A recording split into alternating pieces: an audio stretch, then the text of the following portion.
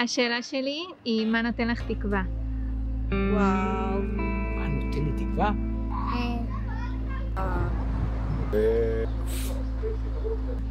לי נותן תקווה הילדים שלי, אבא שלנו במילואים, אז אני חושבת שזו הסיבה היחידה שיש לי תקווה. הילדים שלי. אמא? כן, אמא.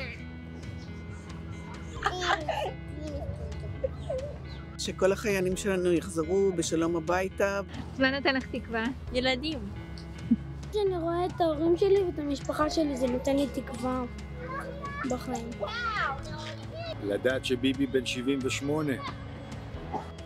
התוכי שלי. השם יתברך והאמונה בו, ויש לנו את צה"ל גם. שבסוף כל זה ייגמר ונחזור לבתים שלנו ולמשפחות שלנו ונהיה ביחד, יהיה לנו כיף.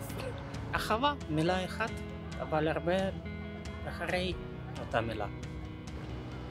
צייר. שאשתי תרגע קצת. להיות עם דורין. קצת שגרה ובעיקר ילדים כזה שמשחקים עדיין וחיים את החיים שלהם וצוחקים ומחייכים, זה נראה לי הכי מחזק. אולי גם איזה חתיכת שוקולד לפעמים נותנת תקווה. שוקולד. העם הנפלא הזה שהתגלה פה במלוא הדרו ותפארתו. בעיקר המערכות יחסים שקרובות אליי. המשפחה. משפחה? המשפחה שלי. לדעת שפעם בשבוע יש מפעל הפיס. הנה, הילד הזה. רק זה. באמת. יש עוד משהו? ועוד 3 ילדים אחרים שיש לנו במשפחה.